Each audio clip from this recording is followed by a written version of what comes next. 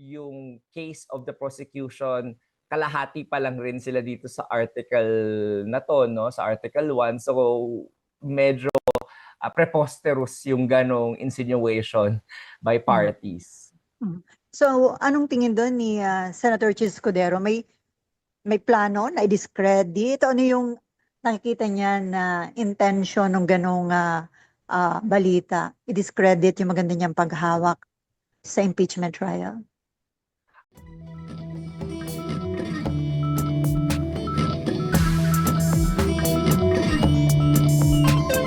Hi, RJ. Hi, Attorney. Good morning. Good morning. I just have one quick question regarding, I'm gonna skip yung dun sa schedule kasi natanong na ni Mian, ano. So I'm just gonna go straight to this idea from the prosecution na or from the congressman na since marami daw mga senador who are absent or who have been absent in the past few trials, ay baka pwedeng ibaba na daw yung threshold. So where does the ano ang sentiment ng court dyan, and is there any move to revisit yung naging ruling ni presiding officer on day 1, and what would be the mechanism to do it if ever?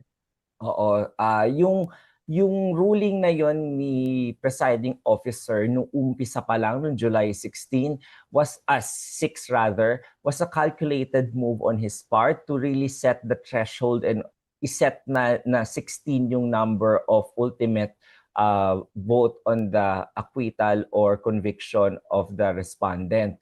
So hindi na yan marirevisit unless some person goes up to the Supreme Court and alleges grave abuse of discretion resulting to lack or excess of jurisdiction. So as of the moment, walang nangyayaring ganon. So that is already set in stone for the meantime that it is not overturned by the Supreme Court. Now, if a person or a party or a side, a counsel proposes that is a dangerous proposal because it will necessarily entail the impeachment court to change the rules of the game mid trial. At sa ating due process clauses, hindi po pinapayagan yan. Hindi po tayong parang naglalaro lang dito na kung para sa convenience ng mga parties, iibahin mo na naman yung rules mid-trial. Hindi po umaakto ang impeachment court for the convenience of either the prosecution or the defense. It is acting to uphold the due process requirements under the law. At yung 16 po yan, no, nakabase po yan sa Bayan versus Zamora na nagsasabi doon na mahirap talaga ang makuha ang 16, but the framers of the Constitution ensured that mahirap talaga dapat makapag-impeach ng isang impeachable officer because the impeachment court will necessarily cancel the mandate of the people who elected the impeachable officer. That's why it is made extra hard. Kaya 2/3 yan, hindi po simple majority. It was the intention of the framers of the Constitution to make it hard for the impeachment to happen. So, hindi po yan nakabase sa comfort ng tao. So, as to that proposal, wala pong dapat maiba doon sa ruling ng presiding officer na 16 po dahil wala naman pong nagsasampa pa ng kaso at wala pang desisyon yung Korte Suprema if ever masampang kaso na yon. So, Okay, baliwala po yun. Okay, sa attorney, impeachment court. Yun doon naman sa attendance, ano, kasi napapansin na rin na may mga senator judges, hindi na nakakabuo, actually, hindi na kukumpleto yung mga 20, dapat kasi 21 sila dahil tatlo yung wala. You have Senator Bato Way, hindi makita, dalawang nakakulong, so dapat 21 sila dyan. And napansin na rin, it has not gone unnoticed na marami, na hindi sila nakakabuo yung 21 na yon for the past so many trial days. So, yung iba, nakikita pa on social media na nagbo-monitor na lang outside the session hall. So, is that legally acceptable? Are they allowed to participate even from outside the session hall? Yes, it is legally acceptable. Kung maaalala ninyo, meron tayong Senate Rules on Impeachment, Rule 6. Nakalagay po sa Rule 6 na suppletorily applicable ang rules ng Senado. Sa Senate rules naman po, may nakalagay diyan na doon sa rule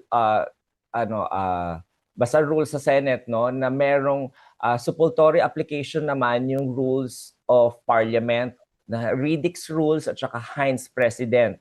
Doon sa mga rules na yon na sinabi ng Senate rules, nag-a-apply dyan yung tinatawag na constructive o continuing quorum, na kapag ang isang legislative person, senator or congressman, ay nakapag-enter na ng kaniyang presence sa plenary, kahit lumabas siya dyan, continuing pa rin yung quorum because of the fact na hindi kinakailangan na parating nandun sila. Basta nandoon sila within the control of the Senate President, na anytime pwede silang ipatawag ulit kapag kailangan na ng botohan sa plenary, continuing pa rin yung quorum unless questioned by any one of the members. So alam ng ating mga nasa lehislatura yung continuing quorum rule na yan. At sa ating mga ordinaryong tao, baka medyo first time natin naririnig yon. However, in legislative practice, that is considered legal because the Senate President has control over the antechambers and all the rooms in the Senate, at yung Senator's Lounge, yun naman ay nakatabi lamang sa plenary. So it is within parang pag pumunta sila doon, continuing pa rin yung presence nila on the floor. Walang na babawas. And as you have seen naman, no, yung mga senator judges na yon, di na tayo magba-blind item kasi alam naman natin na si Senator Padilla yon, Senator Villar at saka si Senator Bongo. They didn't really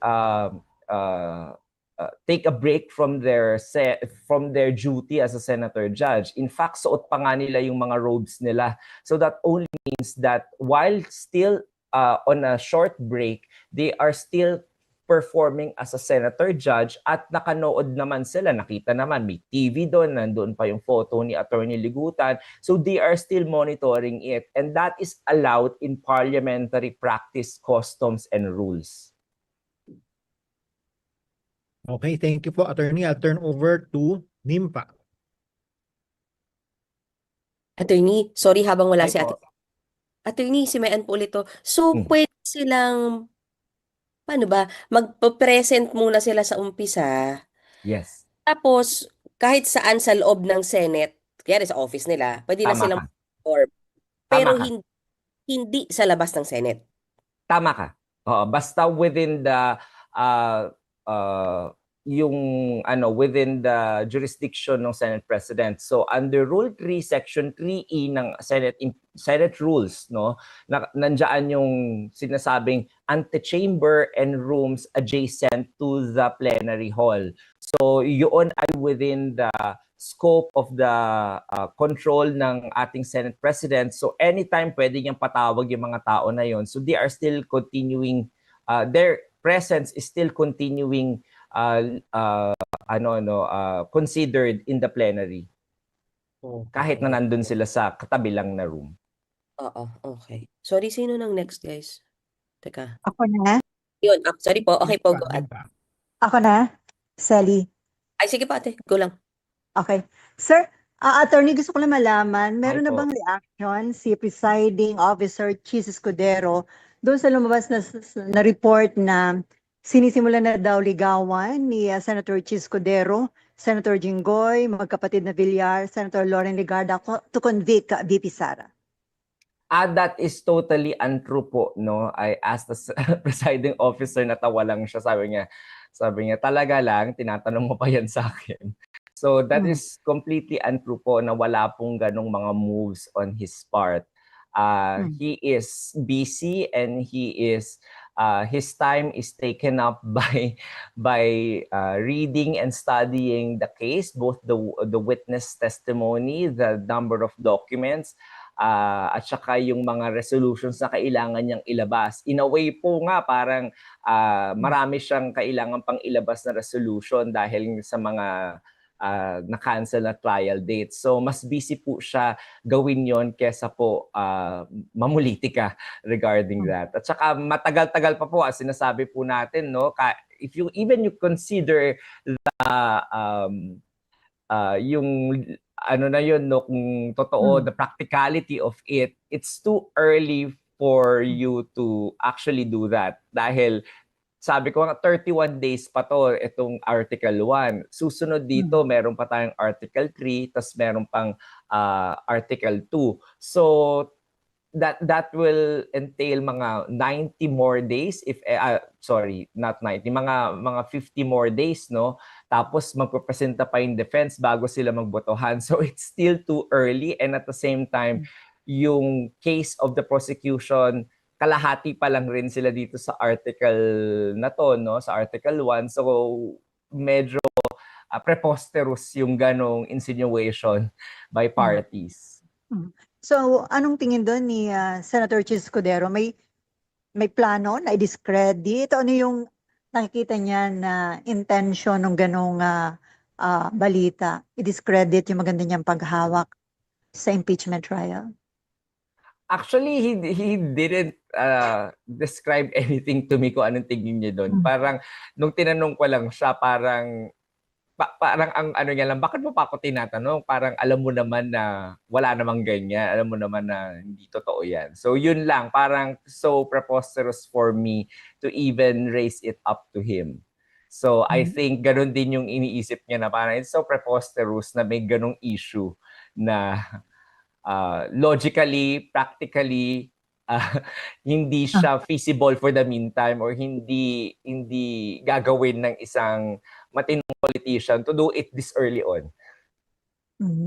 Pero pwede yung gawin kapag patapos na, sir, o hindi rin hindi rin. I don't think hindi ganun si Senator Escudero eh. Parang as you know, no, kahit na before, laging ini-issue sa kanya yan yung regarding the Senate presidency, ganyan din yung pinalabas na issue. So lumang tugtugin na po yan eh, if you consider it. And any person pwedeng anuman, basta i-allege mo lang, parang yan na yan. At yung person na sinasabihan ng ganon, siya ngayon yung nabibigyan ng burden of proof na patunayan yung kanyang innocence on the matter, even wala namang ebidensya, no? At wala siyang kailangan gawin. However, in a court of law, which is logical, ito po dapat sinusunod natin, no, sa ating mga araw-araw na paniniwala sa mga lumalabas po na news. Kung sino po nag-allege, siya ang kailangan magpatunay, at yung kailangan mag-defend sa sarili niya, yung accused o yung respondent, walang kailangan gawin. Kung hindi ma-prove yung allegation, he or she can sit pretty there without doing anything because of the presumption of innocence. So lagi po natin kailangan isipin yun, na dapat ganon yung mas logical na pag-iisip kesa yung sa kabila na maniniwala kagad tayo sa allegations. Ang problema, parang dating, sir, blind item, walang source.